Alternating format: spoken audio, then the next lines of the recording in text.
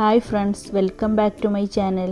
അപ്പോൾ ഇന്ന് ഞാൻ വന്നിട്ടുള്ളത് കുട്ടികളുടെ ബുക്കിലൊക്കെ ഒട്ടിക്കൂലേ അങ്ങനത്തെ സ്റ്റിക്കർ എങ്ങനെയാണ് ഉണ്ടാക്കിയെടുക്കുക എന്ന് കാണിക്കാനാണ് കേട്ടോ. അതിൻ്റെ മുന്നേ നിങ്ങളുടെ ചാനൽ ആദ്യമായിട്ടാണ് കാണുന്നതെങ്കിൽ ഒന്ന് സബ്സ്ക്രൈബ് ചെയ്യുക. അതിൻ്റെ അടുത്തുള്ള ബെല്ലൈക്കണിൽ ഓൾ എന്നുള്ള ഓപ്ഷനും കൂടെ ഒന്ന് എനേബിൾ ചെയ്ത് കൊടുക്കുക. അപ്പോൾ ഞാനിടുന്ന വീഡിയോയുടെ നോട്ടിഫിക്കേഷൻ നിങ്ങൾക്ക് കിട്ടും.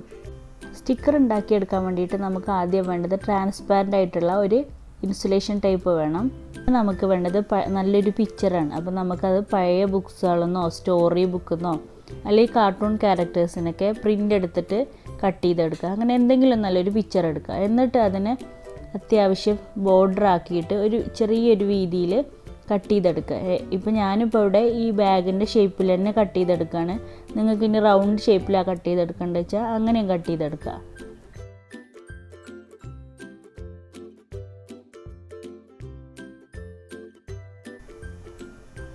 അപ്പോൾ ഈ റോസ് ഫ്ലവർ ഞാൻ ഒരു പ്രിൻ്റ് എടുത്തിട്ടുള്ള ഒരു പിക്ചറാണ്.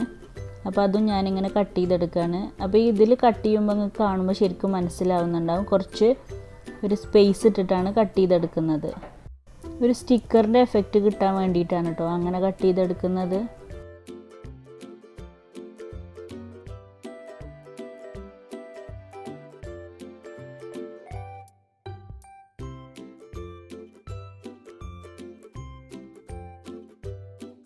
റോസ് ഫ്ലവറിന് ഞാൻ അങ്ങനെ മുഴുവനായിട്ട് കട്ട് ചെയ്തെടുത്തിട്ടുണ്ട്. പിന്നെ ഞാൻ എടുത്തിട്ടുള്ളത് നെയിം സ്ലിപ്പ് ഒട്ടിച്ച് വരുന്ന ഷീറ്റ് ഉണ്ടല്ലോ, അതുപോലത്തെ ഒരു ഷീറ്റാണ് എടുത്തിട്ടുള്ളത്.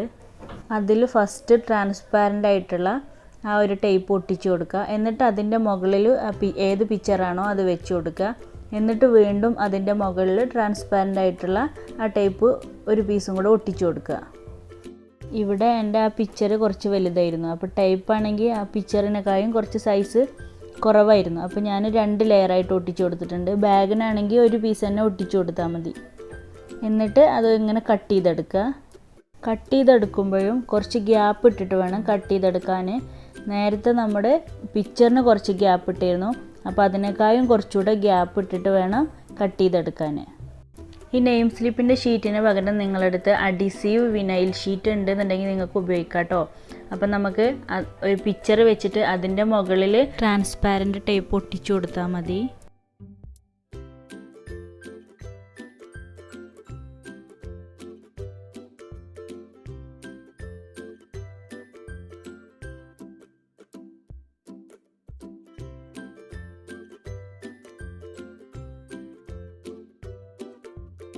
അപ്പോൾ ഞാനങ്ങനെ കട്ട് ചെയ്തെടുത്തിട്ടുണ്ട്. ഇനി ഒരു ബുക്കിൽ ഒട്ടിച്ചു കൊടുക്കാം.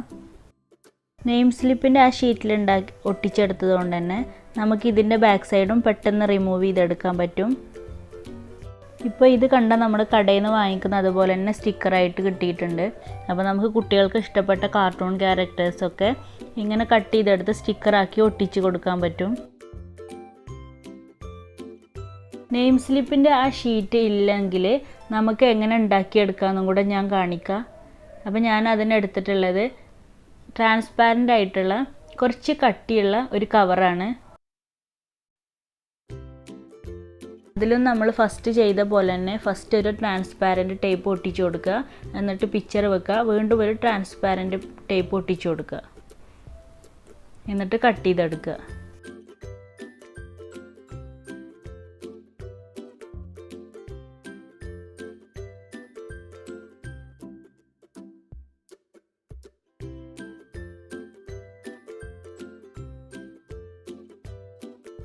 നമ്മുടെ ചാനൽ സബ്സ്ക്രൈബ് ചെയ്യാതെ ഒരുപാട് പേര് കാണുന്നുണ്ട്. അപ്പോൾ ഒന്ന് സബ്സ്ക്രൈബ് ചെയ്ത് സപ്പോർട്ട് ചെയ്യുക. അതുപോലെ തന്നെ എൻ്റെ ഫേസ്ബുക്ക് പേജും ഇൻസ്റ്റാഗ്രാം പേജും കൂടെ ഒന്ന് ഫോളോ ചെയ്യുക. സിംപ്ലി യു ക്യാൻ സെർച്ച് ചെയ്ത് കൊടുത്താൽ മതി.